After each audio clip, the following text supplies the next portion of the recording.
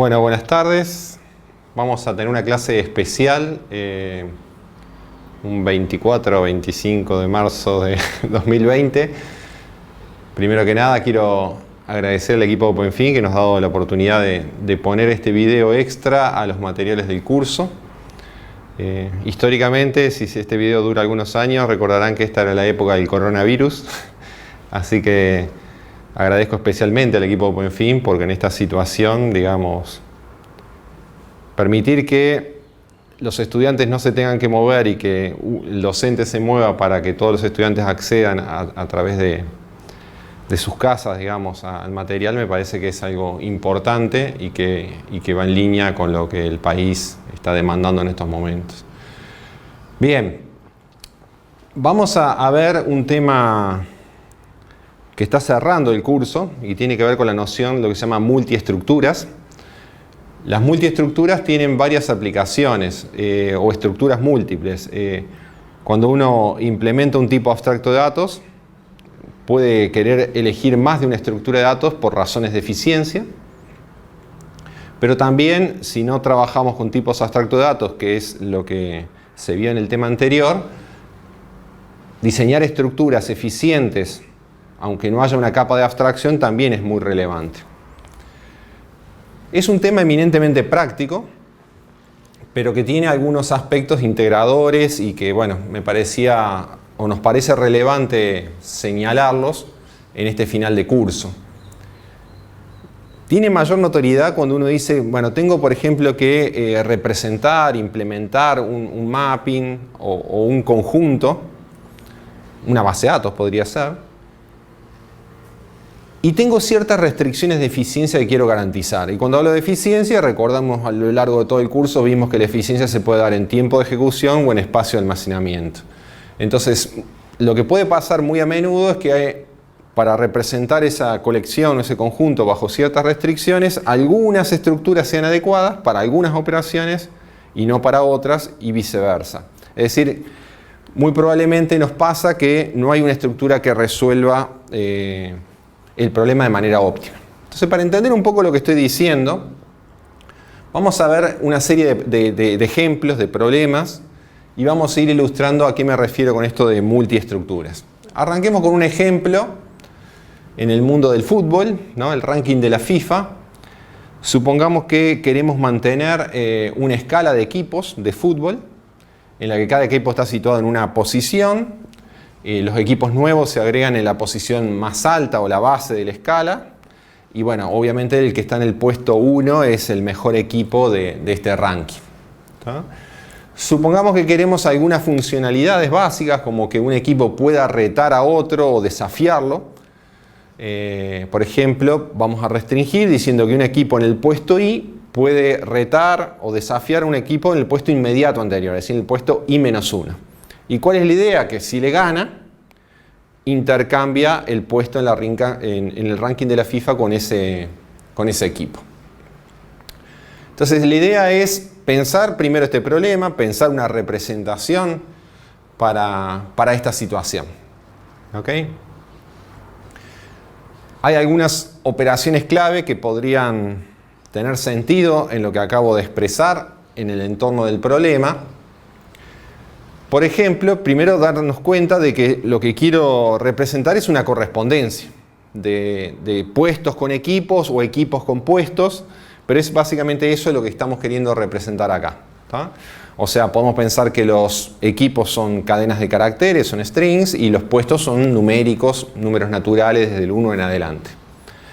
Como mínimo 3 operaciones básicas nos gustaría tener, y vamos a considerar estas. Agregar, dado un nombre de equipo, agrega el equipo en el puesto de numeración más alta, es decir, en la base de la escala, al final de todo. Otra operación que la llamamos reta, que recibe también el nombre de un equipo, un strings, y es una función que devuelve el nombre del equipo que está en el puesto inmediato anterior en la escala. Es decir, que si el equipo nombre está en el puesto I, lo que nos va a dar reta es el nombre del equipo que está en el puesto I-1. Y una tercera, y vamos a considerar última operación en este ejemplo, es justamente la que formaliza la idea de le ganó, ¿no? Si lo retó y le ganó, cambia el puesto con él. Entonces la operación cambia, recibe como parámetro un número, un puesto, I, e intercambia los nombres de los equipos que están en el puesto I con el I-1. O sea, en base a estas operaciones podríamos decir que estaríamos cumpliendo las funcionalidades básicas que estaban enunciadas en el problema. Ahora bien, ¿cómo representamos esta asociación o este mapping de manera eficiente? Alternativas se nos pueden ocurrir varias, ¿no? Sobre todo mirando lo que se ha desarrollado ya a lo largo del curso, las estructuras básicas, ¿no? Una alternativa podría ser un arreglo con tope, ¿no? Muy usado para implementar, por ejemplo, un stack, una pila. Pensando que un arreglo escala, llamémoslo, que el puesto I sea el nombre del equipo, el string que está en ese puesto. Si pensara que mi representación, mi estructura de datos es simplemente un arreglo, donde los índices son los puestos y lo que guardo para cada puesto es el nombre del equipo, nos planteamos cómo serían estas operaciones que describimos recién, tanto agrega, cambia como reta, y cuál sería la eficiencia de estas operaciones, el tiempo de ejecución, ya sea el tiempo promedio o el peor caso. Bien, podemos analizar un poquito la situación, ¿no? Pensemos en la operación agrega. La operación agrega, si tengo este arreglo, dijimos, ¿no? Un array con tope, este sería el tope del array, o sea que está cargado desde el puesto 1 y este es el último puesto. ¿Cómo sería la operación agregar? Bueno, la operación agregar sería muy simple, sería como agregar una pila o un stack en este caso, porque uno diría, lo que tengo que hacer, el nombre que viene como parámetro de la operación agrega, ponerlo en el siguiente puesto, es decir, incrementar el contador del siguiente puesto en 1 y agregar el nombre. O sea, sería una operación muy eficiente en orden 1, peor caso.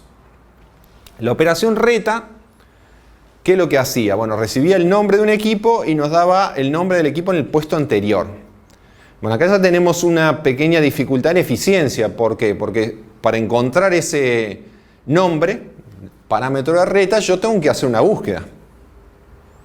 Y no hay ni siquiera un orden acá, o sea, los nombres de los equipos no están ordenados porque el orden lo dan los puestos que ocupan el ranking. Es decir, que la búsqueda de un string en este espacio ya tendría orden n con n la cantidad de equipos cargados en la estructura. Es decir, yo debería buscar el nombre del equipo, si es este, bueno, entonces doy el nombre del equipo que está en el puesto anterior. Orden n. La operación cambia, esa sí sería eficiente. ¿Por qué? Porque nuestro parámetro de la operación cambia es el índice. Justamente es una estructura indizada por números, con lo cual ir al puesto I es orden 1 e intercambiar los strings que están en el puesto I con el I-1 también es muy eficiente, es un swap, ¿no? Usando una variable intermedia, con lo cual la operación cambia también podría ser orden 1. Es decir que agrega y cambia serían orden 1, peor caso, y la operación reta sería la más ineficiente, porque estaríamos de alguna manera haciendo un orden n para encontrar el nombre del equipo en el puesto anterior. Esta es una alternativa. Si uno dijera, quiero mayor eficiencia, quiero acercarme a que las tres operaciones sean más eficientes, veamos otra alternativa, ¿no? Estudiando o viendo las estructuras usadas para representar conjuntos y mappings previamente en el curso, una que suena como muy eficiente es hashing, ¿no? Las tablas de hash. Entonces, otra alternativa sería usar un hashing abierto. Un hashing abierto para representar la correspondencia, de nuevo, de nombres de equipos con el puesto, un número.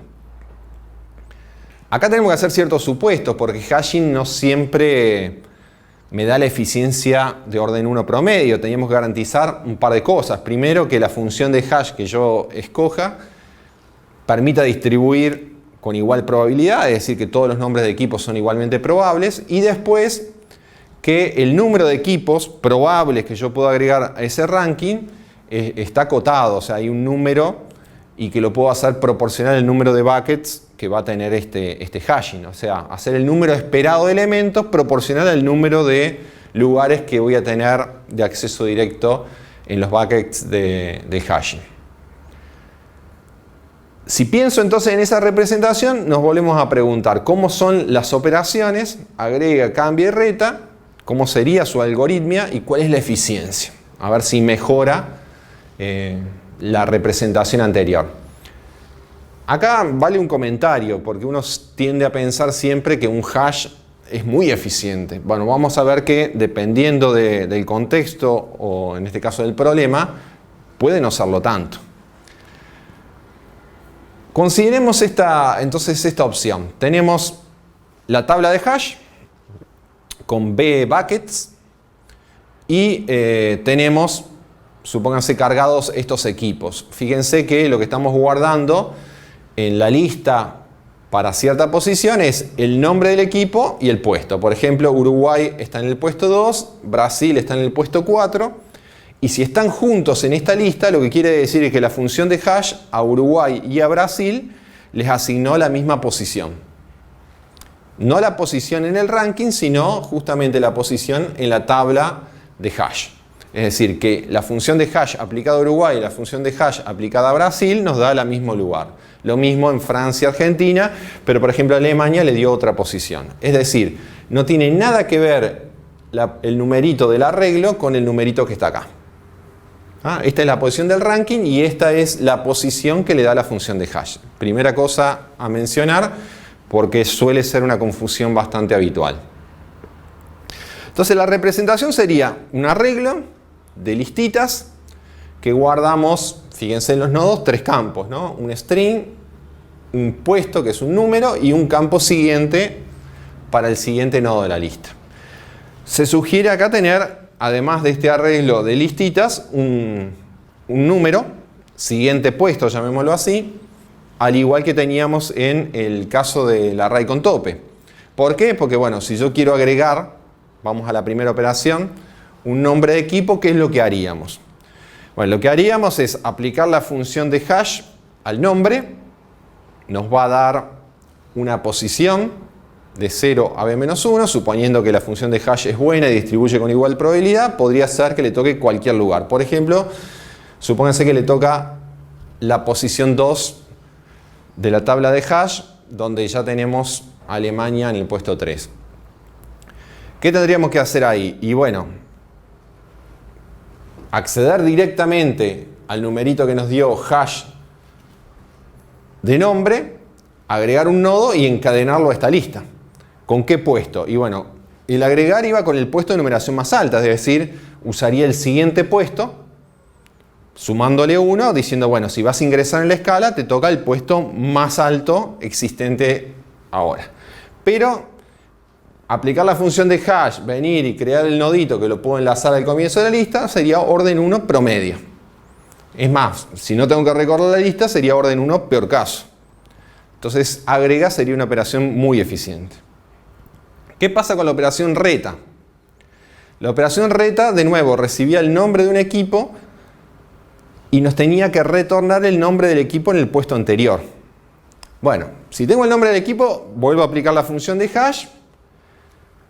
Y si me da, por ejemplo, esta posición, 0, yo debería buscar en esta lista ese nombre de equipo. Suponiendo que, de nuevo, la función de hash distribuye bien y que el número de equipos es proporcional al tamaño de la tabla, esa lista tiene orden 1 promedio. Ahora bien, si yo encuentro, por ejemplo, supónganse que, vamos a un ejemplo concreto, ¿no? Que dice, es Alemania el nombre del equipo. Entonces yo lo encuentro rápidamente y digo, mira, encontré Alemania, está en el puesto 3. Entonces, ¿qué tiene que hacer la operación reta? Darme el nombre del equipo en el puesto 2. Es el anterior. ¿Cómo hago para buscar el equipo que está en el puesto 2? Ahí ya no me sirve el hash, porque la función de hash recibe un string y yo ahora tengo un número que es el 3. Para encontrar el 2 tengo que buscar en toda la estructura. Entonces debería buscar en todas las listitas hasta encontrar el 2 y decir, bueno, lo que retorna la operación reta es el nombre Uruguay.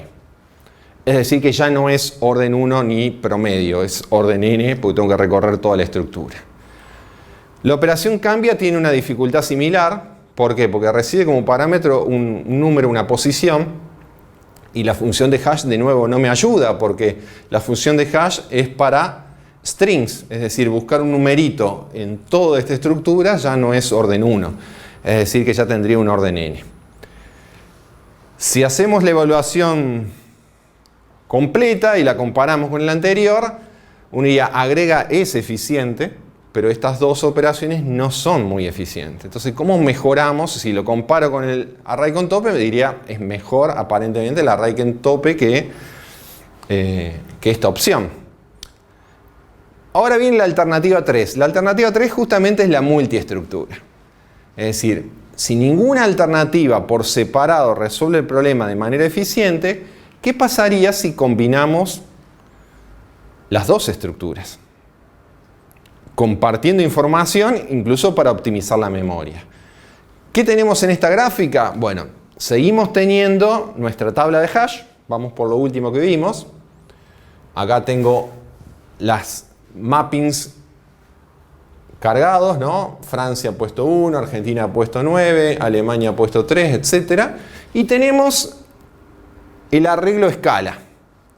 Que si yo miro el puesto, en vez de guardar el nombre del string del equipo que está en dicho puesto, lo que vamos a guardar es un puntero al hash con ese nombre.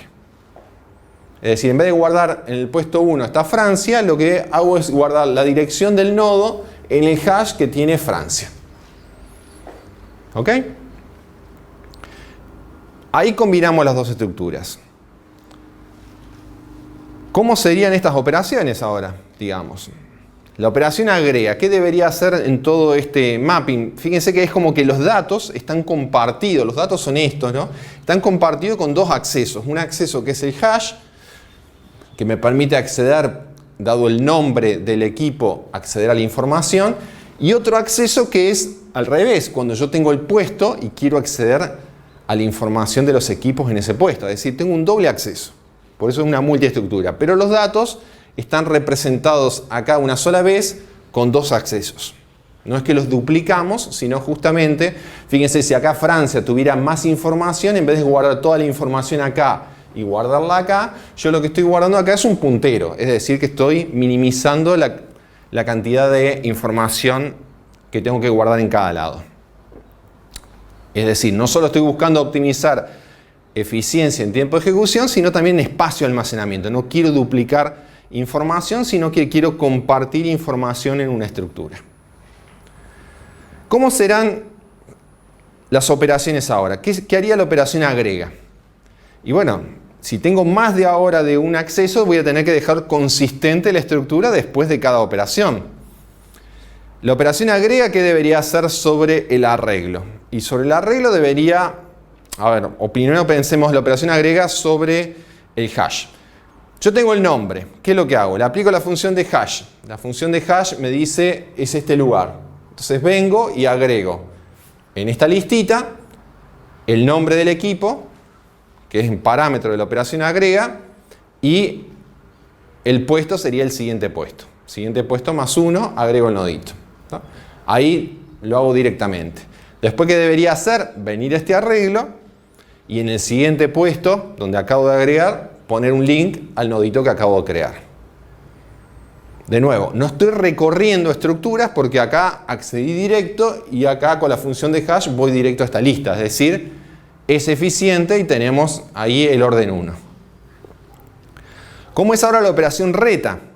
Que era bastante ineficiente cuando solo teníamos el hash. La operación reta recibe el nombre del equipo.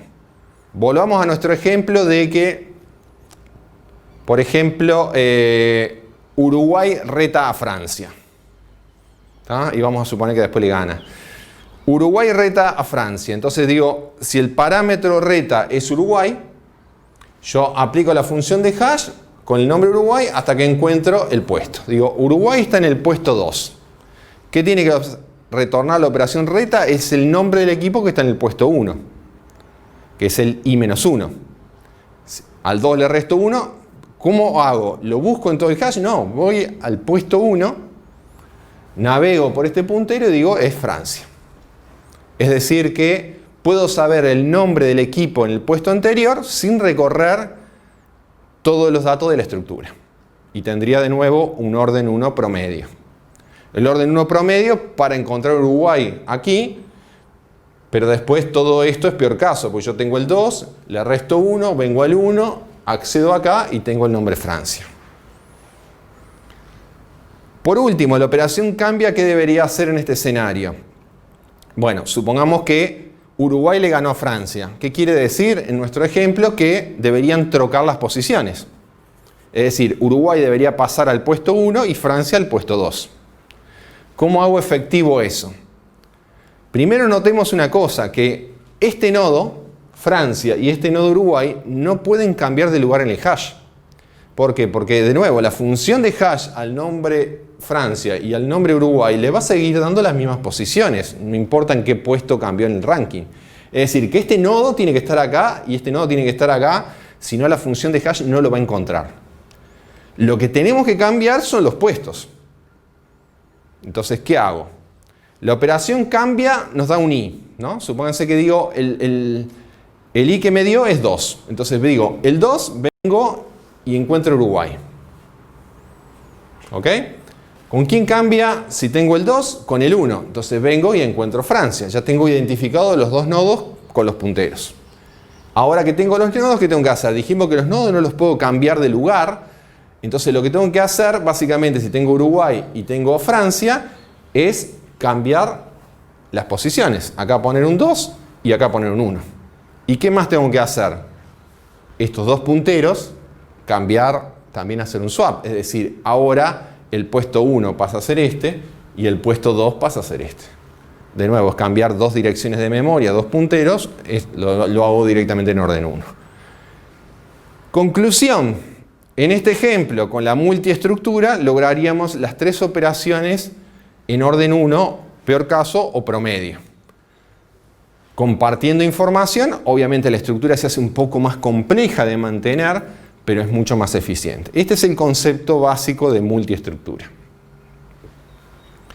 Les propongo ahora pensar un segundo problema, que lo voy a plantear, ya se discutió inicialmente en el curso, cuando vimos representaciones de colecciones. Entonces lo voy a plantear y vamos a tratar de ensayar, pero queda para ustedes ver distintas alternativas. Entonces, ¿cuál es este problema? Para que tengan una referencia, también lo pueden encontrar en este libro, capítulo y sección. Es uno de los libros de referencia del curso. Lo que queremos representar es la correspondencia de estudiantes a cursos. Puede ser la matriz de inscripciones, básicamente, o las notas que tiene un estudiante en un curso, etc. Es decir, yo podría pensar, si hablo de matriz, justamente pensar que una representación posible es tener una matriz. Y en esta matriz, por ejemplo, yo digo, bueno, acá accedo por estudiantes y acá accedo por los cursos. ¿Qué implicaría eso? Bueno, si yo tengo un código de estudiante y un código de curso, son numéricos, puedo pensar que son las posiciones fila y columna de la matriz. Es decir, que yo puedo acceder a este lugar y ese sería como diciendo el estudiante que tiene el código o el número de estudiante tal y el curso que tiene un número de curso, le corresponde a este lugar. En ese lugar yo podría hacer lo que quiero. Si solo quiero representar la información si el estudiante está o no inscrito, podría ser un booleano. Y si quiero guardar la nota, podría ser un número. Si quiero guardar, no sé, el historial de eventos relacionados que relacionan ese estudiante con este curso, supongamos un booleano, ¿está o no está inscrito? Lo más simple. Bien, ¿qué estaría suponiendo acá? Que yo tengo un número de estudiante y un número de curso. Podría ser que eso no sea realista, que en realidad el estudiante tiene un nombre cuando va a Belía y que el curso tiene un nombre también, un string, programación 2.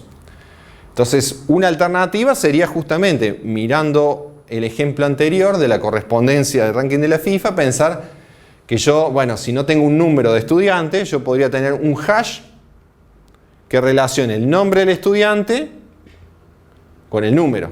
y un hash de cursos que relacione el nombre del curso con el número de curso. O sea que si no tengo el número directo y tengo los strings, a través de dos hash podría tener un acceso, no peor caso, orden 1, pero sí promedio. Ok. Independientemente de eso, la pregunta es, supongamos un escenario realista, ¿no? Facultad de Ingeniería. ¿Cuántos estudiantes activos hay en la facultad? Unos 10.000. ¿Cuántos cursos podría hacer un estudiante en la Universidad de la República? Porque incluso ahora que se fomenta más la movilidad de estudiantes, de poder hacer cursos de carrera, supongamos 500, por poner algo, ¿no? Que yo podía elegir y después validar cursos en mi carrera. ¿Qué quiere decir esto? Que si yo acá tengo, no sé, 10.000 estudiantes y acá tengo 500 cursos, esta matriz es un poquito grande. ¿Ah? Es decir, que estoy teniendo acá, ¿cuántos? 50 millones de celdas. ¿Sí? ¿Cuántas de estas van a ser útiles? Sería la pregunta.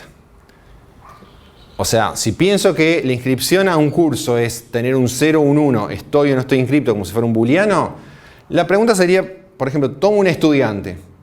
¿Cuántos unos supongo que en cierto momento va a tener esta columna? Si pienso en el semestre que está cursando ahora, ¿a cuántos cursos está inscripto?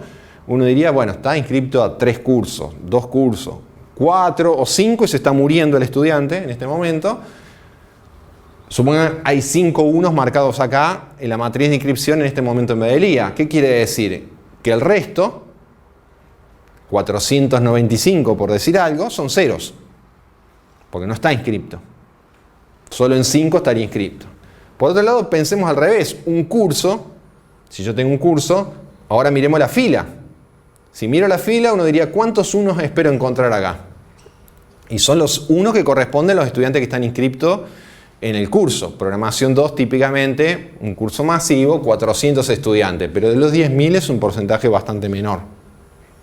Es decir, de nuevo, hay muchos más ceros que unos. Si multiplico eso, me da que menos del 5% de la matriz va a tener unos y que todo el resto es cero. Es decir, que para lograr una eficiencia de dado un número de curso, un número de estudiantes, saber si está inscrito o no, estoy gastando 95% de una memoria costosa con información que no es útil, que son los ceros, cuando los unos son muy pocos. Si quiero esa eficiencia en tiempo de ejecución y estoy dispuesto a pagar el costo de memoria, es una opción. Si no, tendría que buscar alternativas. El ejercicio es plantear y ver esas alternativas que se las dejo a ustedes, ¿no? Por ejemplo, teniendo en cuenta que esta columna o esta fila son dispersas, hay menos unos que cero, quizás no está tan bueno que esto sea, pensemos en una columna, una fila como arreglos, que sean arreglos. Algo que permita representar algo mejor desde el punto de vista de la memoria, más eficiente, que no tiene en cuenta la información que no está, en vez de que sean arreglos, podrían ser listas.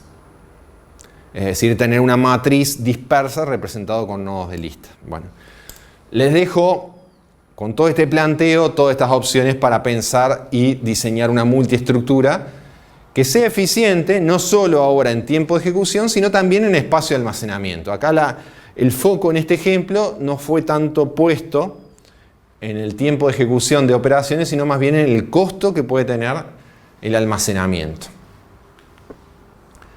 Veamos un tercer ejemplo.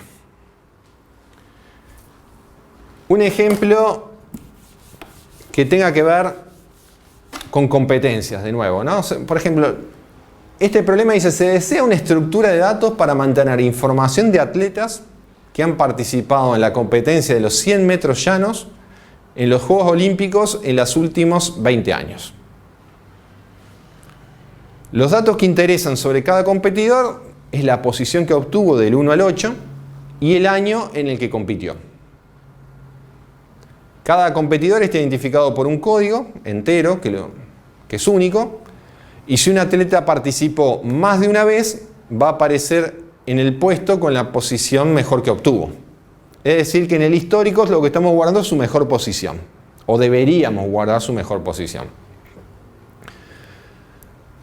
Pensar una representación para este problema. Entonces cuando dice, bueno, quizás el problema no quedó tan claro en el sentido de decir cuáles son las funcionalidades que yo quisiera optimizar sobre esta realidad. Bueno, podría ser esta lista de preguntas. Algunas cosas que me interesarían son cuáles competidores salieron alguna vez en la primera posición y saberlo de manera eficiente, saber el año en que un competidor obtuvo el máximo puesto, imprimir los competidores ordenados por código, alfabéticamente, imprimir todos los competidores que están en un cierto puesto K, entre 1 y 8, saber cuál es el puesto más alto obtenido por un competidor, bueno, y las naturales que uno diría de inserción, supresión y búsqueda de competidores en la estructura que diseñemos. Entonces, un análisis de requerimiento podría darnos esta lista de preguntas. Bueno, primero cuando uno hace análisis de requerimiento está bueno ver que hay cosas que son más relevantes que otras, incluso hay cierta redundancia. Por ejemplo, cuando acá queremos saber todos los competidores que están en el puesto K entre 1 y 8, fíjense que la primera pregunta termina siendo un caso particular de esta, con K igual a 1. Salieron alguna vez primero, es decir, que podríamos tachar este requerimiento diciendo, bueno, si resuelvo este eficiente para cualquier K entre 1 y 8, también lo voy a resolver para los que estén en el primer puesto, que es el 1. Ok. Otra que podría ser, ¿cuál es el puesto más alto obtenido por un competidor? Bueno, si vuelvo a leer un poco el problema, interesaba registrar el puesto más alto. ¿Qué quiere decir? Que en realidad, si siempre solo mantengo para ese competidor el puesto más alto, saber el puesto más alto que obtuvo es simplemente encontrarlo, porque va a estar una sola vez. Y yo debería estar actualizando la información de ese competidor si mejora su puesto, pero no si lo empeora. Entonces ya tendría resuelto ese requerimiento, sería decir, buscate ese competidor, porque siempre voy a mantener de él el puesto más alto. ¿Ok? Bueno, ¿cómo haría para imprimir todos los competidores ordenados por código de manera eficiente? Y bueno, uno podría pensar ya una estructura ordenada. Si no, va a ser mucho más ineficiente.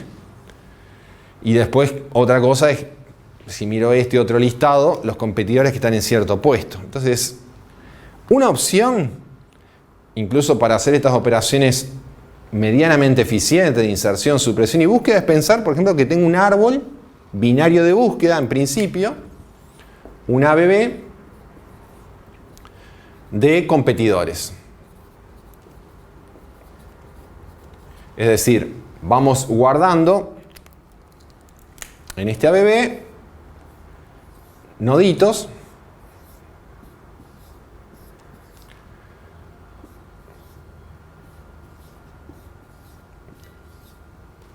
supónganse que tenemos este dibujito que puede seguir, obviamente. Y cada nodito guardaríamos todo lo que importa de un competidor. Si la clave, ¿no?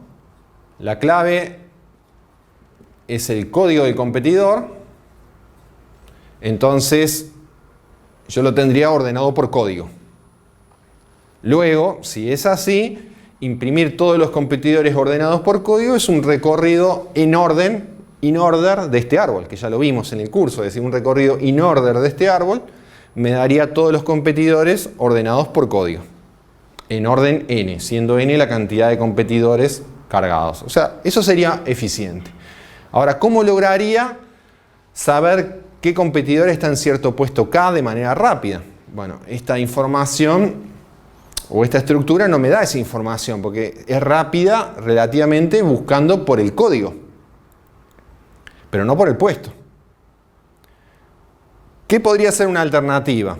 Y una alternativa podría ser, bueno, me genero otra estructura, que son los puestos. En este caso tenemos puestos del 1 al 8. Y supónganse que en el puesto I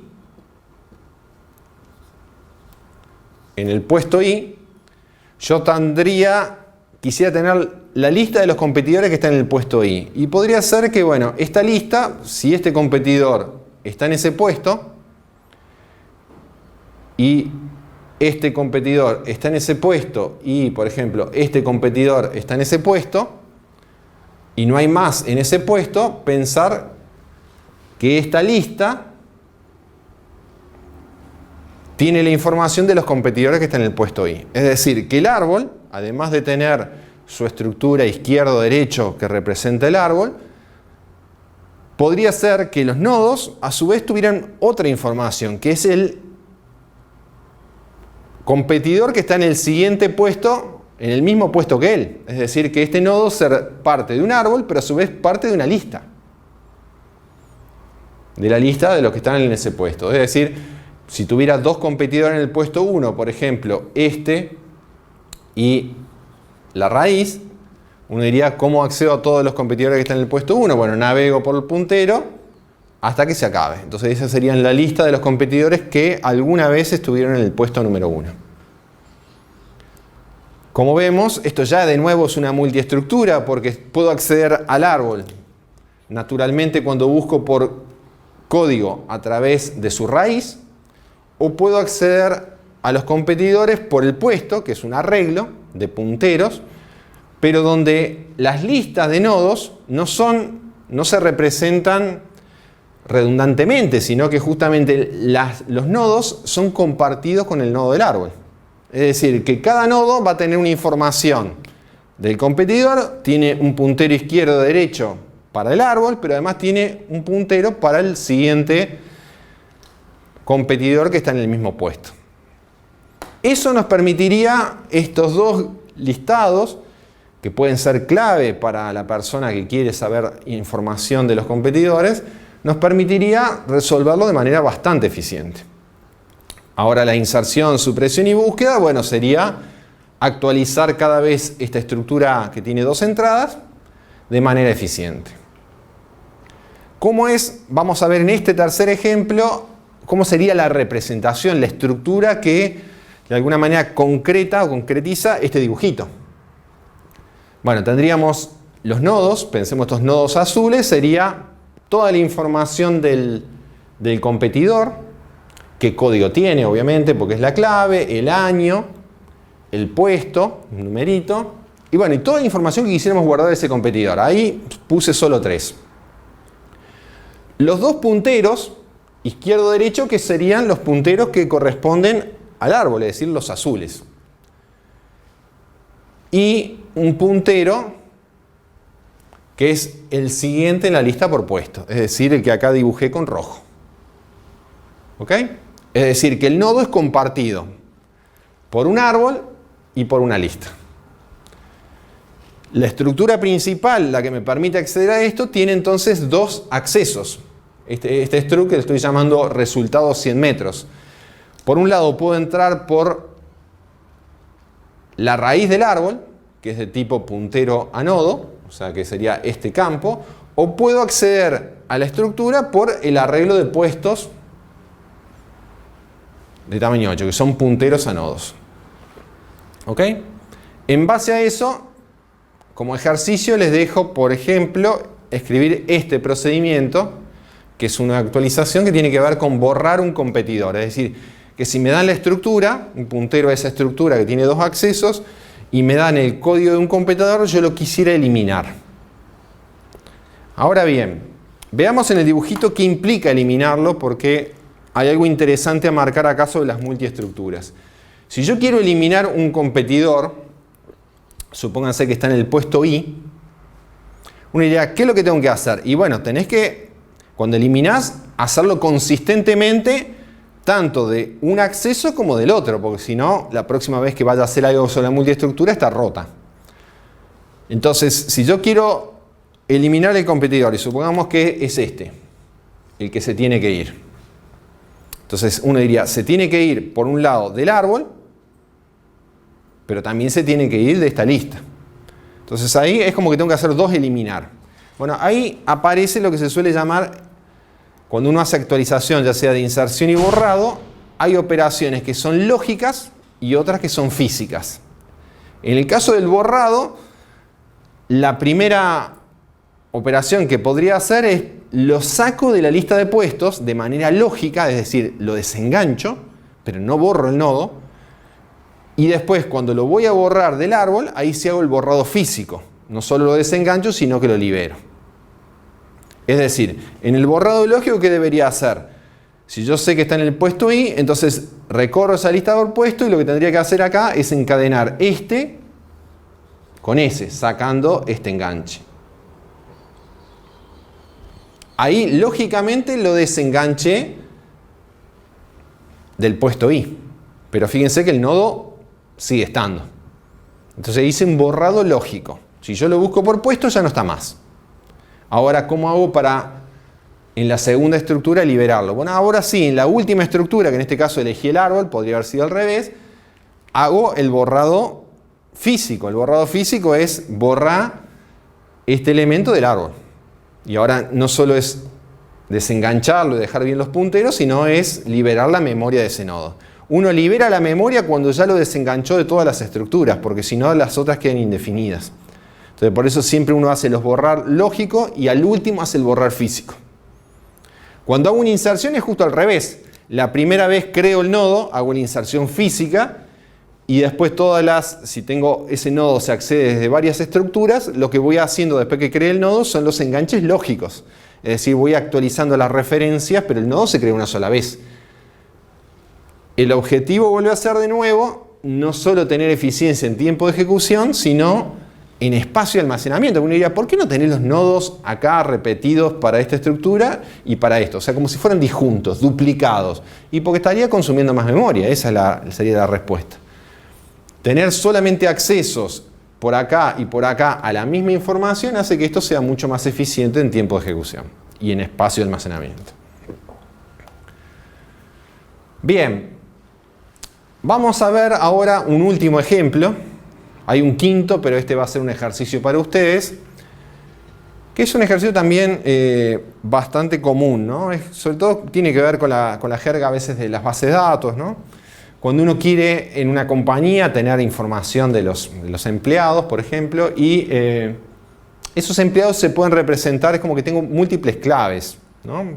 Lo puedo identificar por su nombre, quizás si no hay nombres repetidos, el nombre completo, y me interesa a veces accederlo por nombre, pero también por número de empleados, es muy común tener un número de empleados en una empresa, número de seguridad social, que también es único, podría ser la cédula, que también es única. Entonces, ¿qué pasa cuando tengo varias representaciones como claves de un individuo y yo quisiera, dada una representación, encontrar las otras lo más rápido posible? Por ejemplo, dado el número de seguridad social, encontrar todos los datos de ese empleado de la forma más rápida posible. Si me das el número de empleado, también hacerlo de la forma más rápida. O sea, como tenga múltiples claves.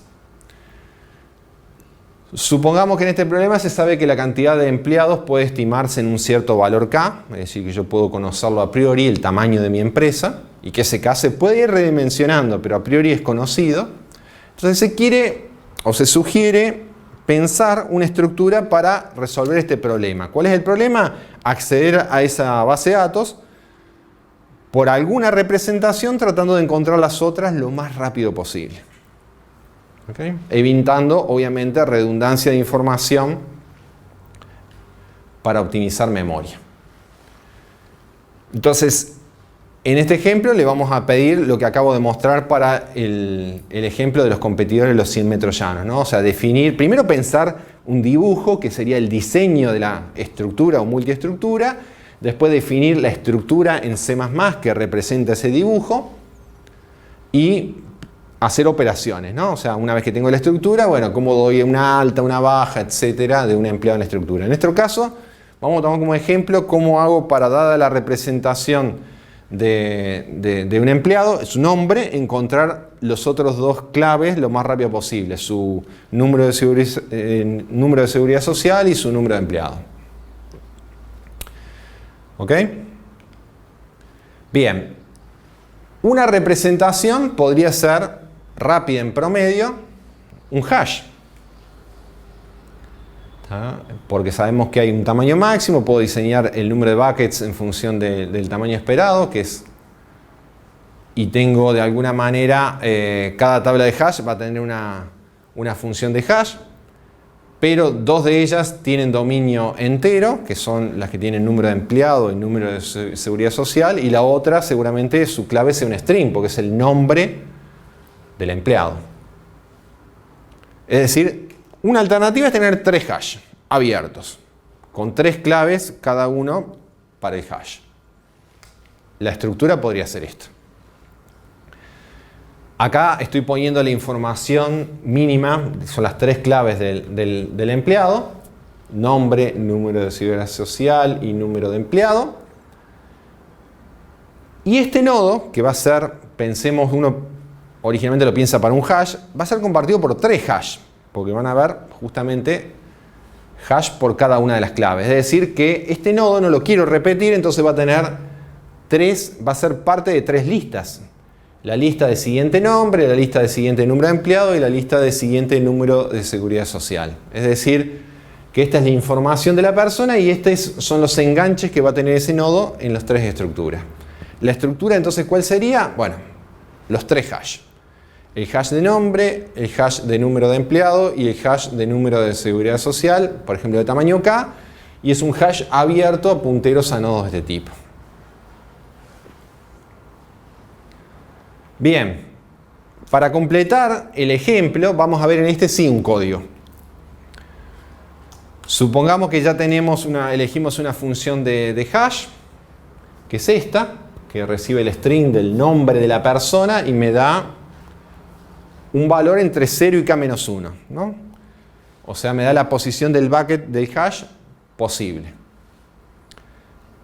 La operación sería, bueno, dada la estructura y dado el nombre del empleado, encontrar o imprimir, en este caso, las otras 2 representaciones de esa misma persona.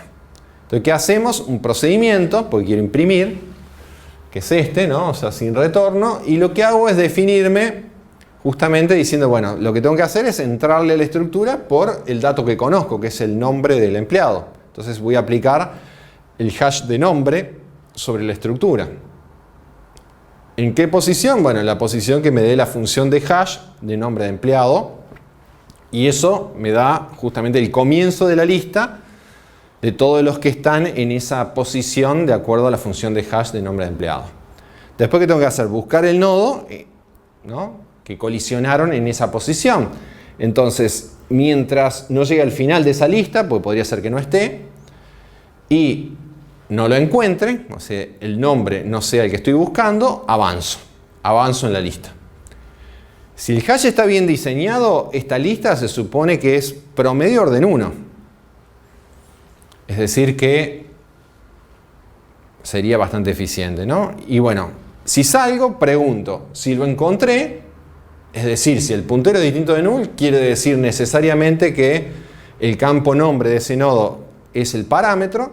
Lo que tengo que hacer simplemente en ese campo es imprimir para ese nodo los campos que están en número de seguridad social y número de empleado. Recordar que el nodo está guardando no solo el nombre, sino los otros 2. Es decir, que el mismo nodo ya tiene guardada la información. Si bien este código tiene, de nuevo, vuelvo a decirlo, un while, uno diría, ¿cuál es el tiempo de ejecución promedio de esta operación? Es orden 1, promedio, si el hash, de nuevo, la cantidad de empleados es proporcional al tamaño de la tabla, de las tablas, y si la función de hash tiene distribución uniforme. Por más que acá haya un while, todo este código es orden 1 promedio. Y para finalizar les dejo un quinto problema, una realidad un poquito más compleja, o más grande, o más interesante, que tiene que ver o retoma la idea aquella de estudiantes y cursos en una institución, pero hay un poquito más de información, ¿no? Entonces, por ejemplo, para cada estudiante interesa, además de sus datos y lo que lo caracteriza, un número de alumno, un número completo, bueno, interesa también las notas que obtuvo. Hay que ver cómo almaceno la colección de notas que aprobó, y también me interesa guardar la información de los compañeros de proyecto que han hecho alguna actividad con él a lo largo de la carrera. Entonces acá se les da cierta información sobre lo que uno puede suponer sobre los códigos, sobre los números, sobre las cantidades, y después se le da una lista de requerimientos que yo quisiera satisfacer, ¿no? Y fíjense que los requerimientos todos tienen restricciones, es decir, tengo ciertas restricciones de eficiencia. Uno mira todas las operaciones primero, mira todas las restricciones que tienen de eficiencia, orden 1 per caso, orden 1 promedio, bueno, cargar materia, orden 1 caso promedio, etc. Miro todo y después que miro todo es como, bueno, diseñar una estructura o multiestructura que logre cumplir estas restricciones. O sea, es un problema de resolución de un problema en base no solo a requerimientos, sino a restricciones temporales. Esa es la complejidad que estamos agregando. Lo que se les pide, similar a los otros problemas, es diseñar, primero yo sugiero gráficamente, las estructuras que permitan cumplir las restricciones que están en la letra, un dibujo, llevar esa estructura a C++, declarar los tipos, los structs necesarios, los punteros, etc. Y después escribir en particular uno de los procedimientos que es el agregar alumna, como lo hicimos recién para el listado del hash, que les mostramos un código. Bueno, acá terminó la clase de multiestructuras. Espero que esto sea una guía, una referencia. Es un tema eminentemente práctico. Esto quiere decir que se va a trabajar mucho en el práctico, pero entendíamos que una discusión a nivel por lo menos general, destacando la vinculación con los temas teóricos previamente dados y la relevancia que tiene, era importante, por eso decidimos agregarlo como un tema más del teórico. Bueno, muchas gracias y nada más.